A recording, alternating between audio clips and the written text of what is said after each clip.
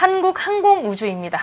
네, 한국항공우주는 사실 지금 조금 많이 무너진 그런 차트 흐름을 또 보여주고 있고요. 실적이나 이런 부분에서 굉장히 좀 부담이 되고 있는데 이 종목은 제가 봤을 때 두 분 다 스탑을 하지 않을까라는 그런 생각을 하고 있습니다.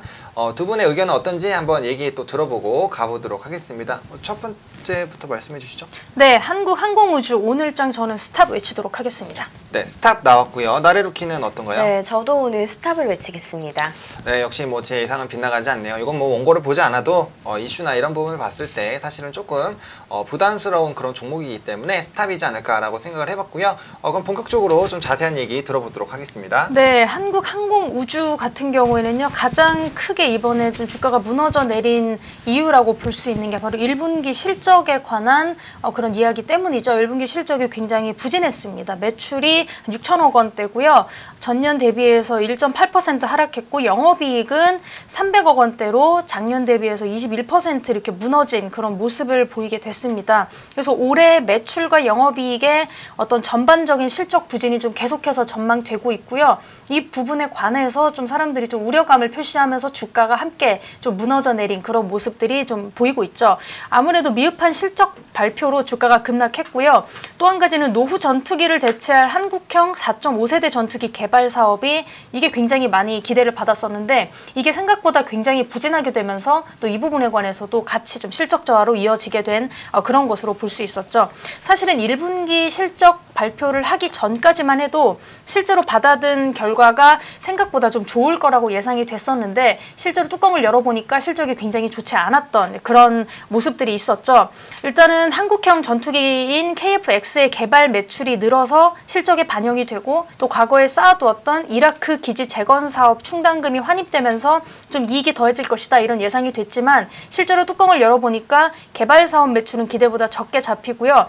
또 이라크 기지 재건 사업 충당금 200억 원에 좀 환입이 되긴 200억 원대로 환입이 좀 되기는 했지만 이 업체가 생산하는 에어버스 A350의 윙립 부품의 재료비 인상으로 한 100억 원대 비용이 추가된 데 더해서 그리고 연구개발비 80억 원이 증가했고 그리고 경찰청 헬기 수송비가 20억 원대로 발생해서 이거를 벌어들인 돈을 다시 이렇게 까먹는 그런 게 돼버렸죠. 그래서 매출이 또 줄어들게 된 상태에서 고정비가 또 추가로 나가다 보니까 수익성이 작년 1분기에 비해서 상당히 낮아진 그런 악순환으로 좀 이어지게 됐습니다. 그래서 좀 전망을 살펴보면요. 1분기뿐만이 아니고 좀 중장기적으로도 추가적으로 좀 부진이 예상된다고 합니다. 그렇다 보니까 아무래도 주가에 당연히 안 좋은 영향을 미칠 수가 있죠.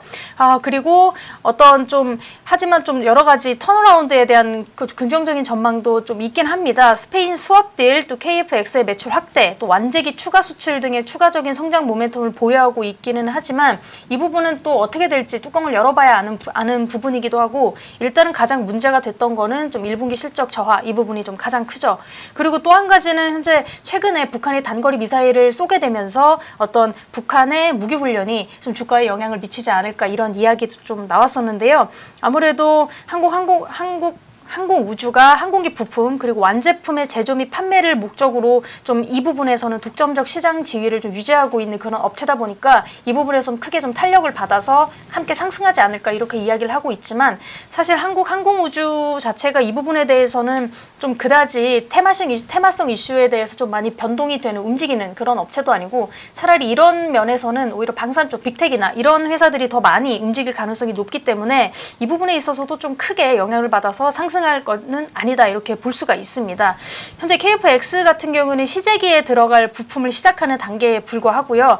2021년부터 출고하는 것을 목적으로 하고 있기 때문에 또 완제기에 대한 수출 모멘텀이 아직까지 좀 많이 부족합니다. 그래서 글로벌 동정업계 종목 대비해서 높은 밸류에이션을 받고 있어서 좀 가격 자체도 좀 매수하기에는 좀 부담스럽기 때문에 일단은 살펴보면 한국항공우주 오늘장 말씀드렸던 것처럼 굉장히 크게 떨어진 그런 모습을 보이고 있는데요. 말씀드렸던 것처럼 지금 접근하기에도 조금 위험하기도 하고요. 가지고 계신 분들도 앞으로의 긍정적 모멘텀, 상승 모멘텀은 크게 존재하지 않고 있기 때문에 좀 가지고 계신 분들도 일단은 좀 매도해서 대피를 좀 해주실 필요가 있고 신규 매수도 좀 자제를 해주시는 방향으로 가시면 좋을 것 같습니다. 네, 좋습니다. 뭐 신규 매수 관련된 부분에서 좀 자제 의견이 나왔고요. 제가 지금 좀 웃고 있었는데 마스터 X님이 박나래 전문가님 주무시나요? 라고 방송 중에 주무시면 안 돼요. 네, 안 자고 있습니다. 수면 방송이에요. 국내 최초 수면 방송. 네, 수면 방송. 네. 네, 굉장히 안락했습니다. 네, 좋습니다. 일단은 뭐 온 김에 그 채팅창 좀 보고 가겠습니다. 수아님이 라운시키어 오늘 급등이네요라고 말씀해 주셨죠. 장중에 거의 뭐 상한가. 진짜 엄청나게 상승했었습니다. 이거 구글에 대한 그런 이슈가 나왔는데 이따가 자세하게 한번 얘기해 보도록 하겠고요. 보세요. 코코님이 분위기가 어색해 보이셔라고 하셨잖아요. 되게 어색해 보였다니까요. 정말요? 네, 그럼요. 아닌데? 어색하고 코코님이 이렇게 보세요. 이 댓글을 이렇게 남겨 놓으셨습니다. 그래서 좀 어색해 보인다고 하셨고요. 타다를 점심때 이용하면 좋다라고 얘기해 주셨고, 사료주 가는데 남북 테마주 관심 가져도 될까요? 라고 질문해 주셨는데 이제 남북 테마 같은 경우는 거의 끝났다라고 보시면 될 것 같습니다. 어제부터 사실 사료주들이 좀 움직였고요. 물론 이제 뭐 정확하게 올 8일부터 이제 식량 지원에 대한 얘기가 나오지만 그 이슈가 이제 뭐 조금이라도 부정적으로 가게 됐을 때는 신규에서는 사실 굉장히 좀 부담스러운 부분들이 있고요. 만약에 좀 진행이 된다라고 했을 때 추가적인 상승이 나타날 수 있는데 그때 좀 단타로 들어가시는 거는 나쁘지 않겠다라고 좀 정리를 해보겠고요. 마스터스님이 또 한국항공우주 같은 경우는 우리나라에서 만만치 않은 종목인데 라고 해주셨습니다. 사실 뭐 이제 수리온 마리온 관련된 그런 헬기 추락 사고부터 그리고 작년에 9월에 굉장히 큰 수주가 있었는데 그걸 놓친 부분들이 한국항공우주 한동안 굉장히 어려울 것이다 라고 얘기가 많이 나왔었죠. 그런 흐름들 지속적으로 얘기를 나오면 좋을 것 같고요. 그 다음에 하늘파라님이 9일 지지가 또 가다니 뭐 더 갈 수도 있습니다. 이제 뭐 거의 꿈의 신소재이고요. 그 다음에 이제 뭐 구글이랑 이런 협약을 맺은 이런 부분들이 있기 때문에 아무래도 지금 현재 주가는 굉장히 좀 낮다라고 보시면 좋을 것 같고요. 수면방송 송지호를 이어라고도 첨언을 해주셨습니다. 오늘 굉장히 핫하시네요. 네, 수면방송. 수면방송으로 좀 핫하게 올라가고 있네요. 네, 다음에 제가 약간 옆에서 침대 관련된 종목을 하면서 실제로 한번 자보면서 네, 한번 누워가지고 자면서 네. 방송을 한번 방송 끝나기 1분 전에 기상해서 되게 좋다 뭐 에이스 이런 거. 침대를 이렇게 사선으로 세워가지고 네, 좀 그런 방법들을 한번 또 생각을 해보도록 하겠습니다. 태근강님이 본격 콧바람 소리 난다고 네, 또 댓글을 또 재미나게 달아주셨네요. 그래서 이렇게 얘기를 들어봤고요. 이제 수면방송 얘기가 나와서 잠시 채팅방 왔다 갔다 했는데 다시 이제 고엔스탑 한국항공우주 얘기 들어보도록 하겠습니다. 네, 정신 번쩍 차리고 제가 오늘 네. 고엔스탑 해보겠습니다. 오늘 한국항공우주는요 1분기 실적뿐만이 아니라 이제 연간 실적이 부진할 것으로 전망을 좀 하고 있습니다. 한국항공우주 같은 경우에는 방산주에 속하는데요. 최근 흐름을 잘 살펴보시면 좋을 것 같습니다. 미국이 북한이 4일 오전에 발사한 발사체가 탄도미사일 가능성이 크다는 전문가의 분석에도 신중한 반응을 좀 보이고 있고요.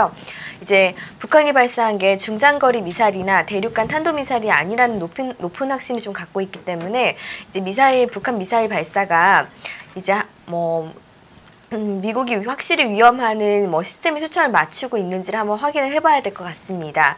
이제 이번 발사는 블라디미르 푸틴 러시아 대통령을 만난 직후에 이뤄진 것을 잘 기억을 하셔야 되고요.